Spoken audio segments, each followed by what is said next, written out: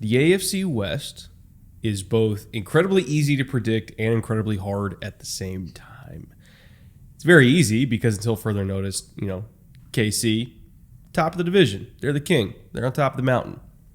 It's incredibly hard because if I had to pick which other AFC West team was going to knock them off, I don't really know who to go with.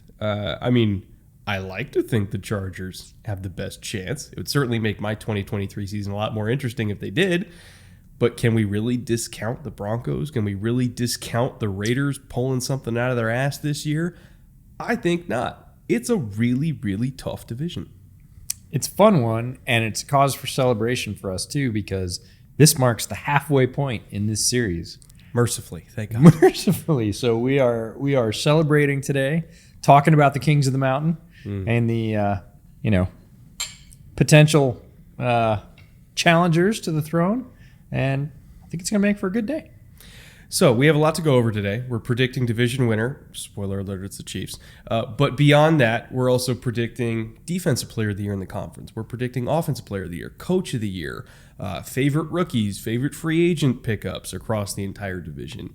We're basically picking everything and predicting everything about the AFC West. So even if you're not a Chiefs fan, there's still a lot to listen for. So, Jay, roll the intro.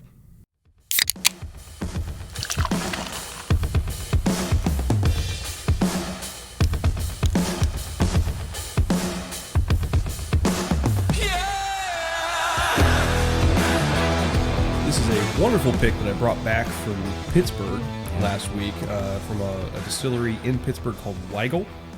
And they have just a huge selection. Like, I could only bring back 2 bottles, but there were 14 of like different, finishes, different grains, different everything. This is the Madeira cask finish bourbon. I also brought back one that was finished in Highland Scotch casks, so it's like a smoky bourbon. It's ridiculous. I'll have you try that on like another show this series. It's ridiculous. They're a great distillery. So I know that Pittsburgh has nothing to do with the AFC West, but we had to break out these bottles. It's really good stuff. And Weigel, if you're watching, please distribute to the West Coast because I would like to get more. Thank you very much. All right, EJ, AFC West was a good division last year. Yep. Had 2 playoff teams. Mm-hmm. And yet they still ended up as a massive disappointment for a lot of people because the 2 other teams that didn't go to the playoffs ended up probably a combined 12 wins less than what we expected from them. This is partly our fault. For believing in all of them, yes. We spent this series last year, the entire series, hyping up this division. In fact, this was the last division we got to on purpose. We said this was going to be the giant monster division. We predicted great things, and the air went out of the balloon pretty quickly. In fact, we started to see the air go out of the balloon week 1 when we went to the Broncos-Seahawks game in Seattle, and they didn't just wipe the floor with the Seahawks, and we went, okay. At the time, we were like, maybe Seattle was just playing inspired football and they It's rose week to the 1 occasion. weirdness. No, it didn't turn out that way. Overall, was still a good division. In 2022, as you said, 2 playoff teams, the Chiefs and the Chargers. Chiefs went 14-3, went on to win the Super Bowl. Chargers were 10-7, also made the playoffs. Raiders fell flat in a lot of ways, ended up at 6-11, and the Broncos, well chronicled, fall from grace, 5-12. So, any late season surge teams? Well, KC, as we talked about yesterday, steamrolled to the playoffs, 5-0, and the Chargers, we talked about it in their episode as well. They were 4-1 in their last 5 to make a strong push into the playoffs. The sort of haves and have-nots is the way this division ended up, and that's not the way we saw it. We saw it as a much more sort of even, rough and tumble, beat each other up division at the beginning of the year. By the end of the year, it was KC and the Chargers up here, and the Raiders and the Broncos sort of bringing up the rear. And the Raiders lost for reasons that were very different than the Broncos. The Broncos, had a dud of a head coach that did not work out, got fired midseason. Luckily replaced him with a Hall of Fame coach in Sean Payton, but Denver was also the most injured team in the league in terms of games lost by starting players. It wasn't even close. And the Raiders were fascinating, and they themselves were also dealing with injuries, especially Waller, Renfro got banged up. There were offensive line injuries. Like there was a lot going on there. But also the Raiders managed to set an NFL record for number of second half leads of 7+ points blown in a season with 5. So, just looking at their record alone, let's say they won those 5 games, all of a sudden they go from 6-11 to 11-6. Yes. So, a little bit more in line with what we expected from them. And even then, I think one of those losses was to the Chiefs, if I recall correctly. I think the Monday nighter, if I recall correctly. But yeah, they just couldn't get out of their own way. The Broncos couldn't stay healthy. I mean, even the Chargers couldn't stay healthy, but still they managed to win a bunch of games and make the playoffs. It just felt like the Chiefs were the one team in this division that were able to endure through even their own issues. And the Chiefs were not perfect. They had their own issues, but they were able to endure through it and come out not just as division winners, but Super Bowl winners. Yeah, on top of the entire league.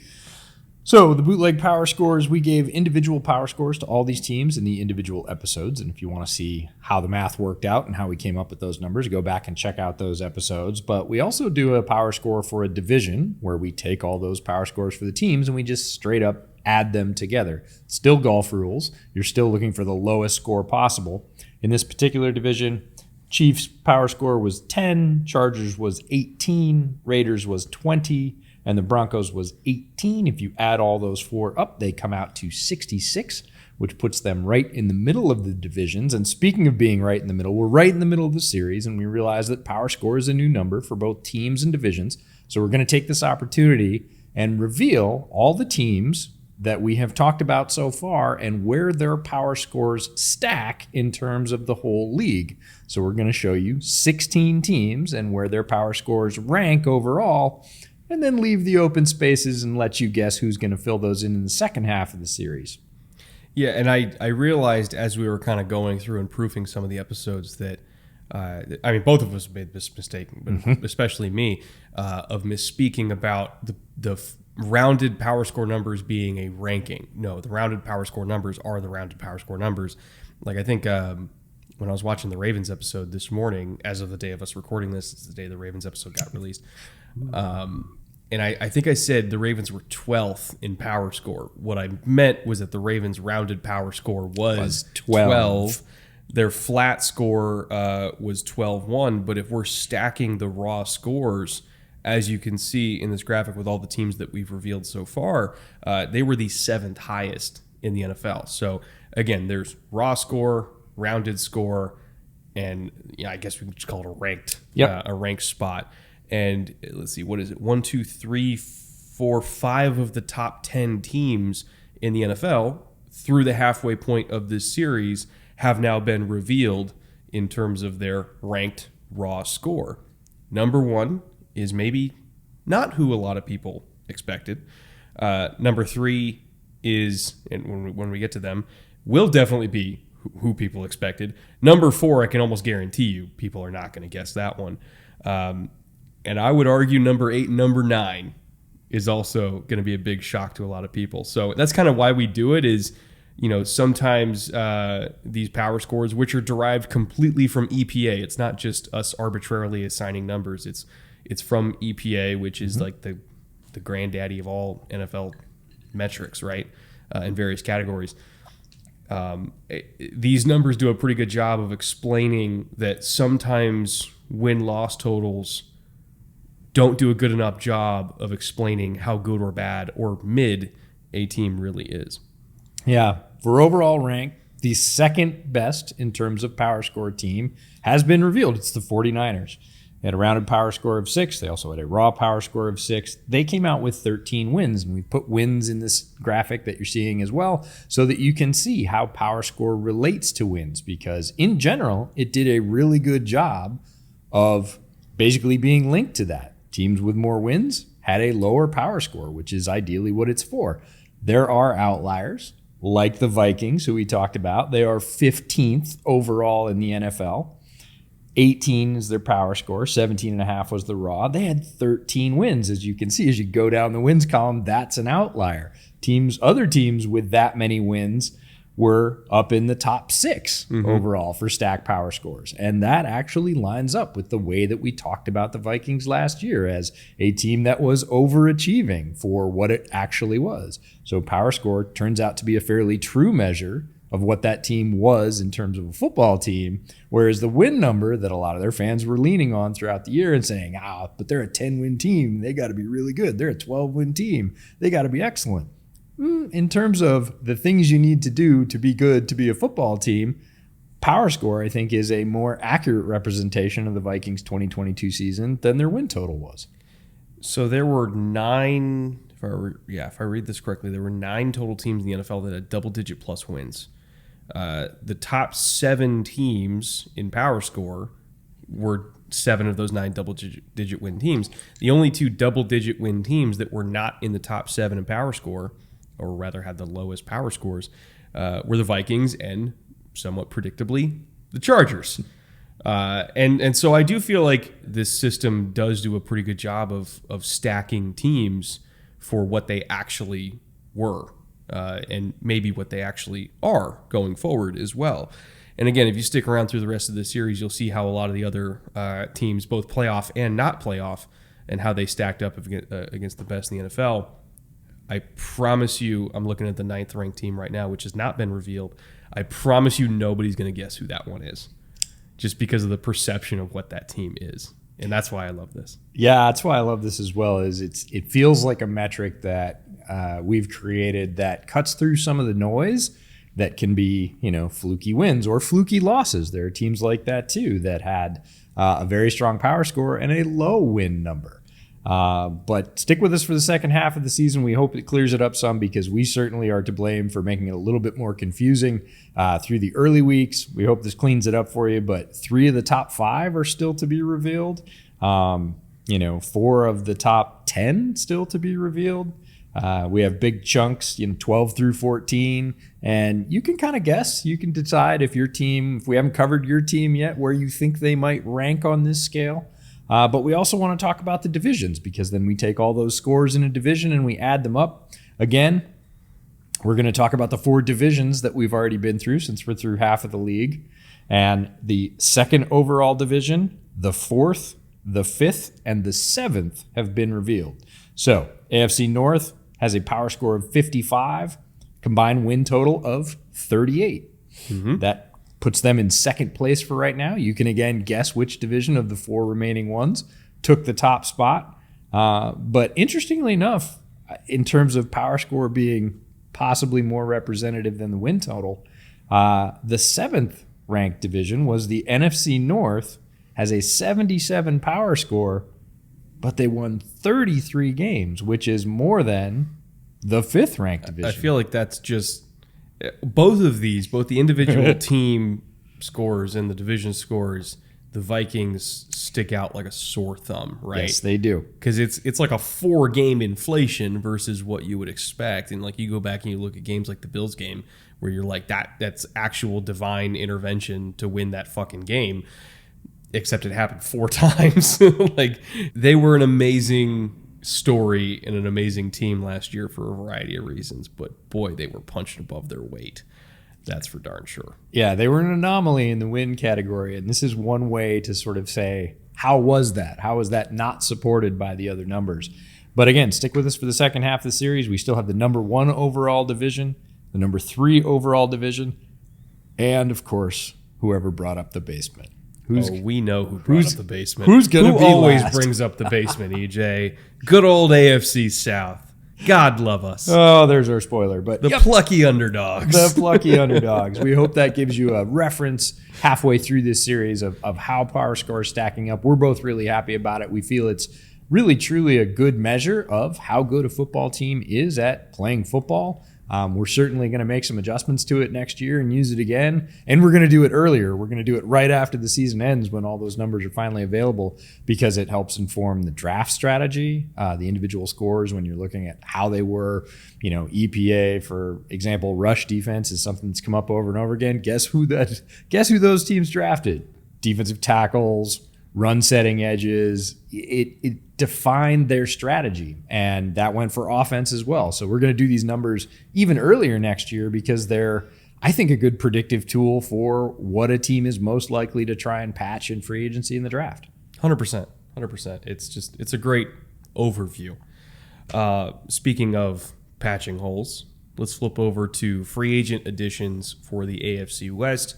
Throwing a bunch of names on screen for notable additions for each team, but EJ and I each have one that we wanted to highlight. I'm going to go with Charles Omenihu. And Omenihu is somebody who I followed closely ever since he was a fifth-round pick with the Texans. Thought he was very underdrafted even back then as like a hybrid inside-outside guy. Never was fast enough to be a full-time edge, was never big enough to be a full-time defensive tackle, but as somebody who would generally get 40 to 50% of the snaps and be somebody who was quick enough to give guards problems as a pass rusher and also was big enough to give tackles problems on first and second down, he was always just this really interesting hybrid rotational guy that, especially once he went to the 49ers and got with Chris Kasurik, they found a lot of really fun ways to use him, especially on third downs. He's always been kind of a key cog in a rotation as somebody with a very unique skill set, very good football player. And I think it was, especially for like $8 million or whatever it was, really good addition by the Chiefs there. A very strong player. One of my favorite things about his game is the strength that he displays. And like you said, a bit of a tweener, but punched above his weight, played with more impact than certainly his draft position would indicate. My player as well comes from the 49ers, ends up with Denver. That's right tackle Mike McGlinchey.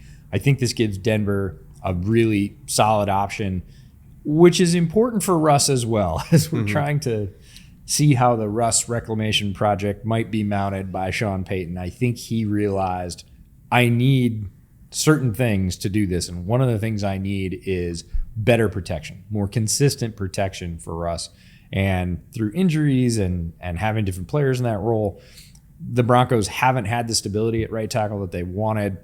Peyton, I don't think, going forward with contracts expiring and everything else, had that stability. Went out and paid a pretty penny for a player that I think he's in the Hall of Very Good. He's not a great player. He's certainly not a Hall of Fame player, but he is an incredibly solid player, and he's at the top end of that range, sort of tickling right under what great is. Very good. And I think he's going to bring Denver a lot of stability. I think that's really important. If we're going to see a Russ resurgence, it's a necessary element. Am I allowed to give a quick shout out to Samaje Perine, by the way? Yes, he can be. We love honorable mentions. It's bootleg. Samaje Perine also, low-key, very good pickup for Denver, especially because we're not entirely sure what Javanta's timeline is, right? But giving them a big back, a physical back, somebody who can kind of, carry the load for a little while Javonte gets mixed back in. Wow, man, that whiskey's doing work on me early. And not to mention, even when he is back, they're still probably going to do a pretty even split of touches, right? And I think that he's going to play a critical role for them. He's going to take a little bit of pressure off Russ so that hopefully, they're converting more 3rd and 4s rather than 3rd and 8s. Great pickup and a pretty reasonable dollar value as well. Let's get to rookies. This one was really, really hard because there was a lot of great rookies we could have chosen.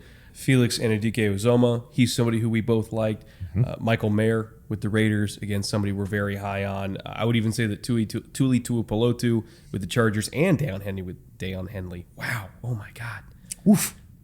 This stuff works quick. Yes, it does. Both of them were rookies that we very much liked. And yet, when it came down to you and me to choose which rookie from the AFC West we were most excited about, I went with, of course, the homerish pick that I possibly could, Quentin Johnston with the Chargers, even though he's going to be wide receiver 3. And even though I myself fully admit that if I was on the clock and I was Tom Telesco, I would have taken Zay Flowers. Seeing the role that QJ is going to play for them, the need that he's going to fill as somebody who can actually do stuff after the catch and make explosive plays and not force Justin Herbert to make crazy, ridiculous throws to get chunks of yardage, somebody who Justin can throw under 10 yards past the line of scrimmage and still maybe get a 20, 30-yard gain out of it. They sorely need that. Pretty much their only yak threat up to this point was Austin Eckler. They need another one, and he is a darn good one. And potentially, if he could just get more consistent in terms of how he high points the ball and tracks the ball deep down the field, could potentially be even more than that and maybe a true number one down the line. So very, very excited for QJ. Who's yours? One of the things I'll say about QJ and why that's such a good choice is one of the only players on this entire list throughout the entire division who is penciled in as a starter. Yeah, which kind of does show the depth of the division, right? That there's a bunch of first-round picks, a bunch of second-round picks, and there's like two maybe that maybe will start early on this year. And he's one of them. Yep. And everybody else, no matter how good they are or how highly drafted they were, are penciled in behind other established veterans and starters. So in terms of path of playing time, QJ's got one of the best in this division. And like you said, there's lots of other players that we liked. I ended up settling on Tyree Wilson for the Raiders. Again, he's behind Chandler Jones. He's not penciled in as the starter right now. Has some injury concern. It doesn't seem to be too severe, but I'm really leaning on just otherworldly ability in terms of frame and what we've already seen from him at Texas Tech in the pre-draft process. He's a special athlete. He's of a special size. He moves incredibly well. He has production already, but it doesn't feel like he is in any way near topped out. And I think he has a really great situation to be able to sit behind a guy like Chandler Jones, who's been one of the absolute best rushers in the league for the last decade.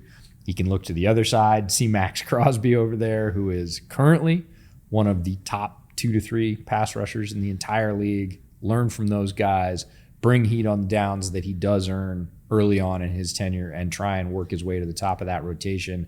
But he just has so much ability that I think he is one of those guys that once he gets in that room, starts to get his opportunities, starts to get his feet under him about midseason, he could turn it up and we could see a really good run to the back half, and he could potentially push for Defensive Rookie of the Year, not just of the division. I realize I forgot to mention the Broncos rookies, too, that were also in consideration here. Marvin Mims, we both love. Drew Sanders, you're a huge fan of. Riley Moss, I'm still not entirely sure what position he's going to end up at long term, but I like the pick. All of these teams drafted well. There was again, if you watch the Chiefs episode, there was one pick the Chiefs made where I was kind of like, not for me, but for everybody else, they nailed it. They all had really good classes. And that brings us finally to division predictions, where we will pick player of the year or offensive defensive player of the year, rookie of the year, all that kind of stuff. But first, we're starting off with the big guns. Division MVP. We know that we're picking Patrick Mahomes. So I want to take this part in a little different direction. What are the odds that you give either Justin Herbert, Russell Wilson, or anybody else in the AFC West? If you were going to say Mahomes versus the field, what are the odds that you give the field somehow getting MVP over Mahomes in this division? Short of an injury to Mahomes, short of compiled missed time for Patrick Mahomes, almost zero. They're just, with what he has shown so far in the first 5 years of his career, I don't think there's a legitimate argument to say anyone in the division, maybe even more so in football, is a better football player than Patrick Mahomes right now. He is a transcendent talent at the height of his powers. If he stays healthy, I would basically call him untouchable. I'm still not even sure we have seen the height of his powers, because it feels like every single year since 2018, we've just been waiting for the crest, and I'm not entirely sure we've seen it yet. I'm with you. I'm not sure that he is as high as he can go. I don't feel like he's reached his ceiling. I feel like the level he's at is still above all other players, and he hasn't reached his ceiling. So that means the chasers would have to go twice as fast and theoretically have a higher ceiling. I don't see anybody like that. There's an interesting debate that will form over the next 4 to 5 years, if not already starting to form, where people are going to have to start parsing out greatest quarterback ever versus best. And we've seen that play out with, MJ and LeBron, right? Yeah. At what point do we get to, okay, Mahomes' career is not the greatest ever, because that's Tom for maybe all time. But at what point do we get to, but Patrick is the best ever? Soon, I would say. If you look at the first part of his career, which is again now getting into 5 years of his NFL career, and you stack that up against anybody else's first 5 years as a player, it's already better than all of them. So if he just maintained that pace, forget we just talked about that he could increase it, that he does tend to adapt and build on what he's done in previous years. He continues to grow as a player and add facets to his game.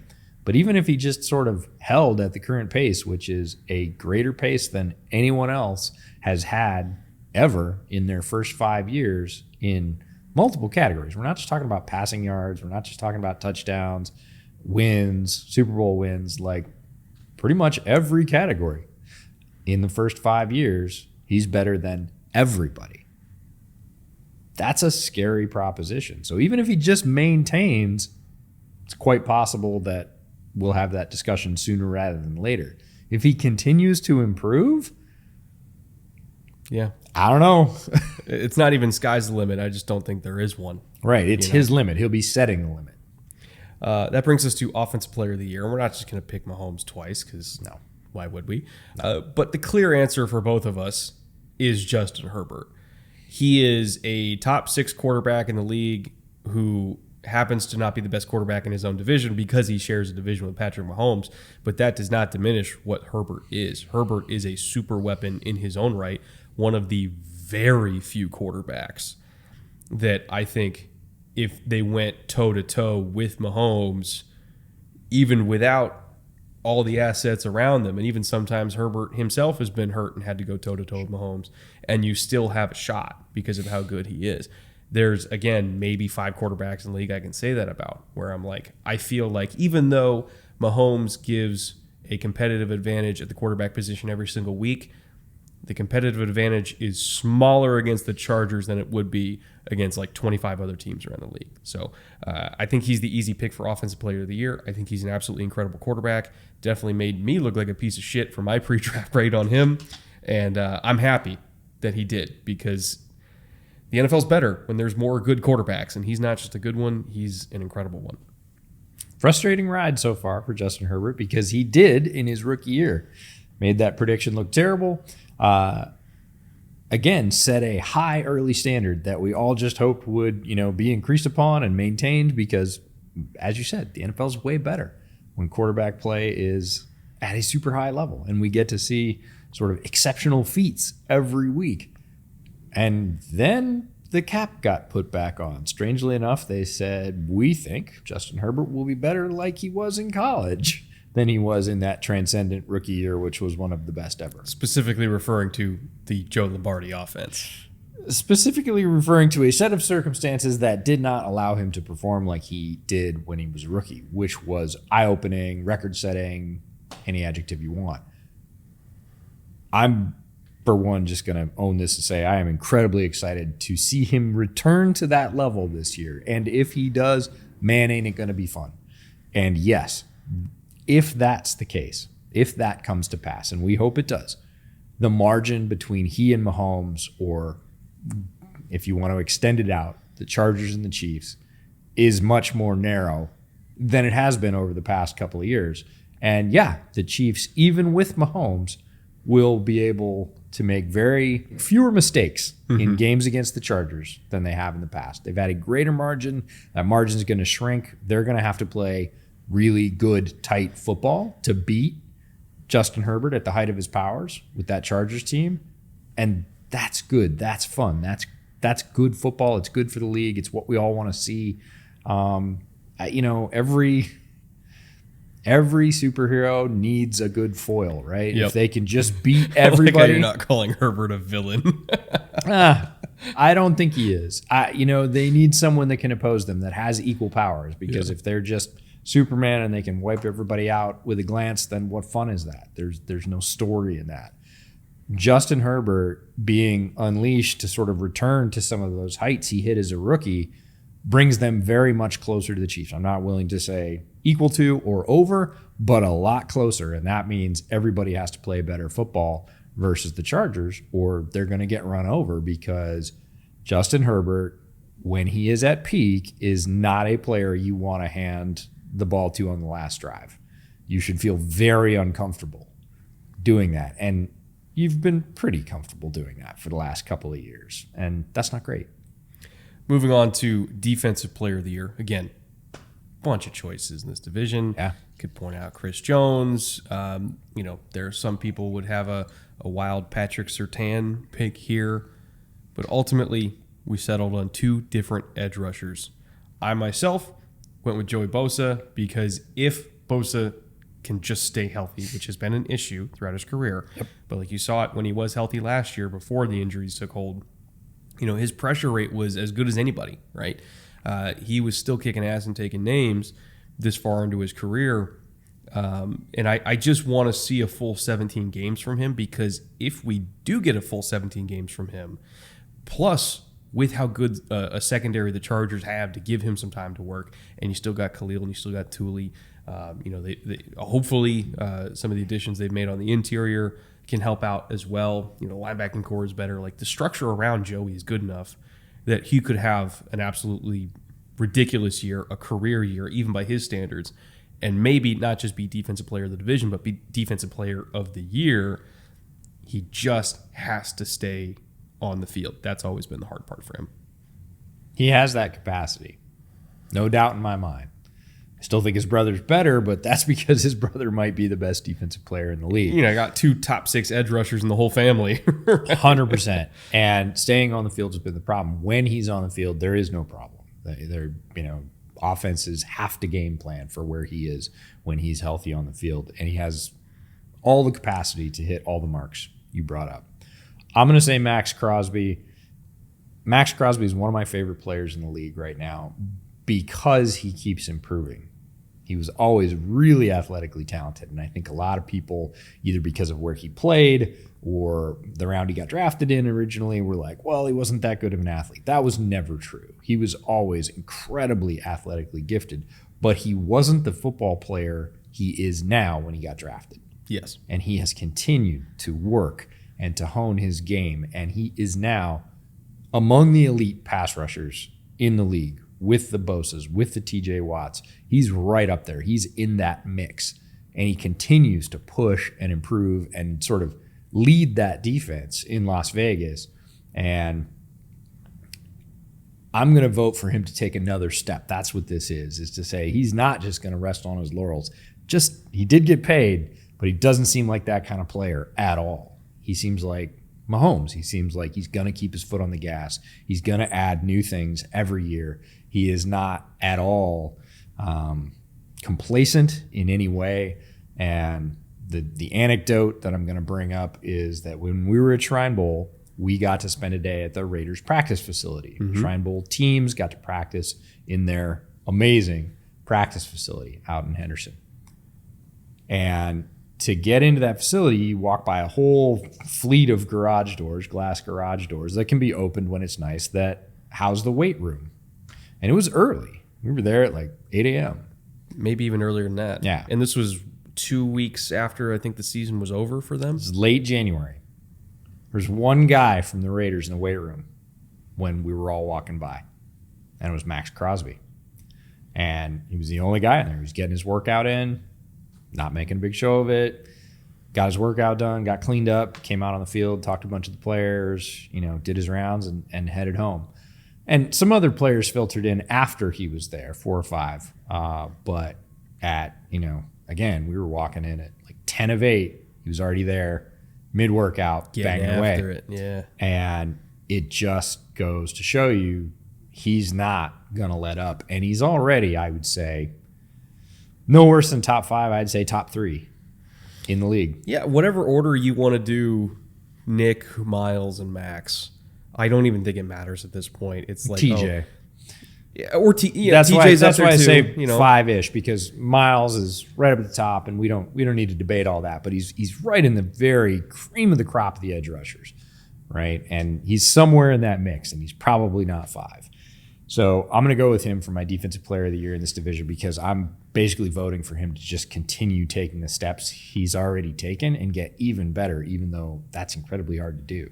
It's amazing they drafted a defensive end at like 4th overall in that same class, and the one they got later on, like 4 rounds later, ended up being a top 5 edge. Yep.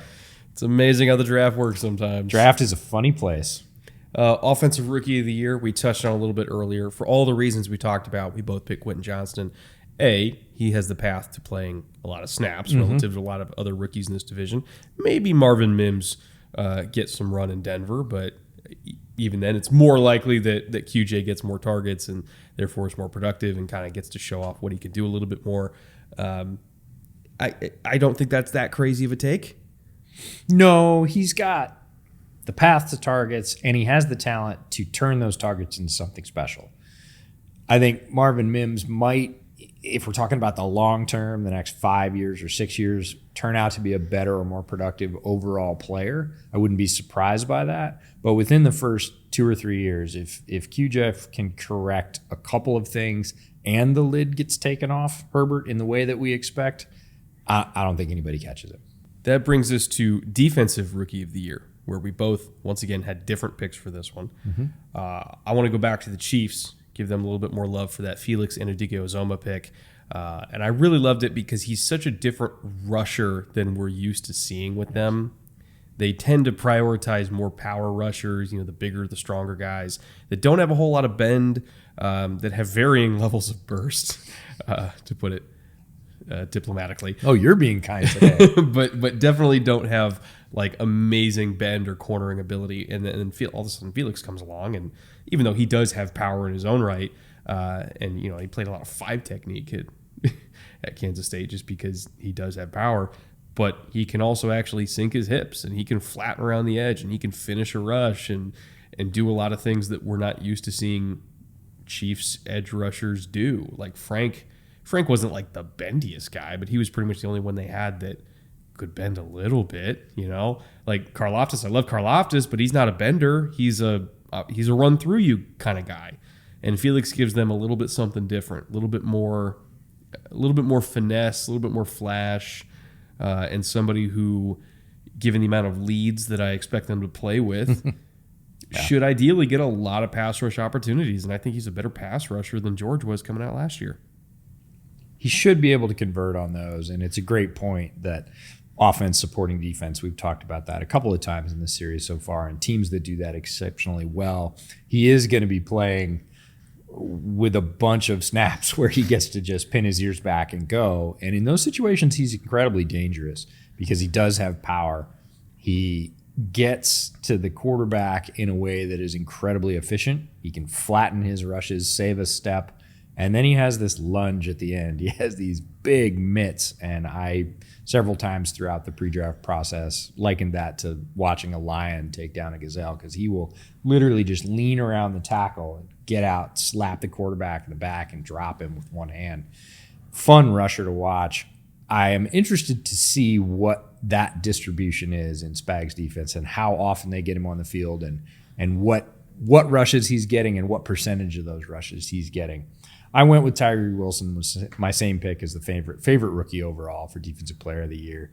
Again, he's got 2 great rushers to teach him in front of him. He's got a defensive coordinator who I think sees in him shades of other big, powerful defensive ends that have been very talented and been able to create a lot of pass rush with just 4.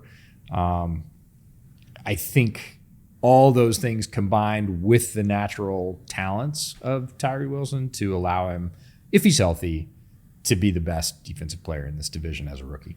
He's got length, he's got power, and 2 guys ahead of him that also have length and power and can teach him how to use it, right? Yes. That was like one of the main criticisms of Tyree was like, he's not all the way there yet in terms of variety of moves. It's very much here's a long arm stab because you're not long enough to handle it, and I'm Tyree Wilson. I'm going to fucking maul you.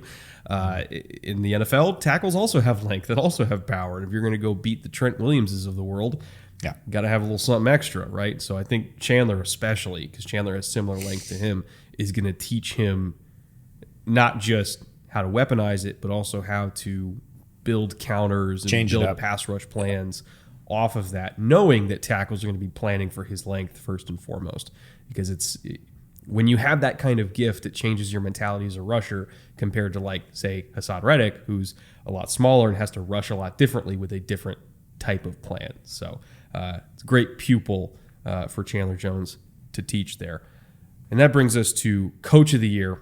I'm going to cut right to it. Andy Reid. Until further notice. Doesn't matter. Like, when he retires, fine, we'll pick somebody else. But for now, yeah, Andy Reid, Coach of the Year.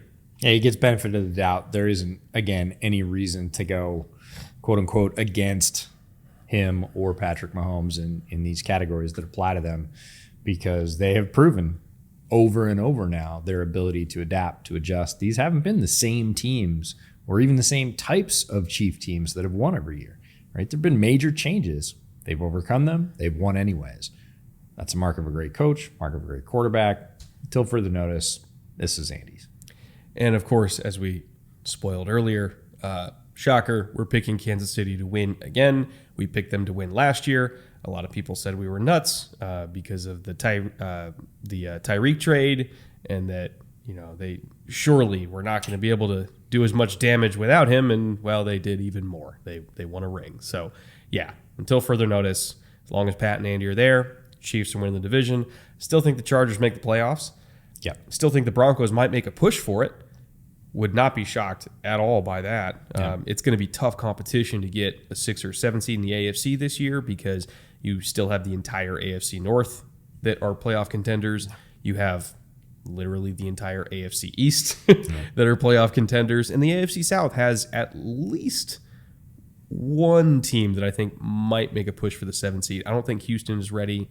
The Colts are probably a year or two away, but they're exciting. They're going to rip some wins off of these guys. And Tennessee might make a push for it, but if I had to choose between Denver and Tennessee right now, I'd still probably take Denver slightly. So we might get 3 playoff teams out of the AFC West. We might only get 1 or 2, but regardless, division's still going to be very, very entertaining. I think it might be more like we predicted it to be last year, this year. And that would be cool. A more even division with more highlights and more fireworks.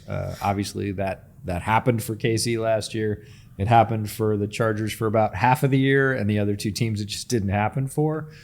I think we can probably see Denver with let's just call it a return to normalcy, right? To being a competitive professional football team, and whether that works out to be, 8 wins, 9 wins, 10 wins if they do really well. Remains to be seen. Raiders, a lot of questions at quarterback. We talked about that in the individual episode. But Chargers, we're hoping for great heights, and Chiefs, we're predicting great heights. Well, that wraps up the AFC West. That brings us to the halfway point officially of this series. We're moving on to the Southern divisions now. NFC South first, then AFC South. Then we're wrapping up with with an East Coast swing. Yeah, the giant monsters and giant robots over in the East with the NFC East and the AFC East, which is literally just 8 playoff contenders back to back to back to back to back. But yes, we're stopping by the South first. NFC South, by the way, way more intriguing than they're given credit for. A lot of scrappy teams that have turned over a huge portion of their roster in like a 2-month span. Looking at you, Atlanta. So we're going to get to them next week. Really advise you guys stick around and listen to that, because I think that the perception on the NFC and AFC South are very different than reality. With that, we'll see you guys back here on Monday. And until then, later.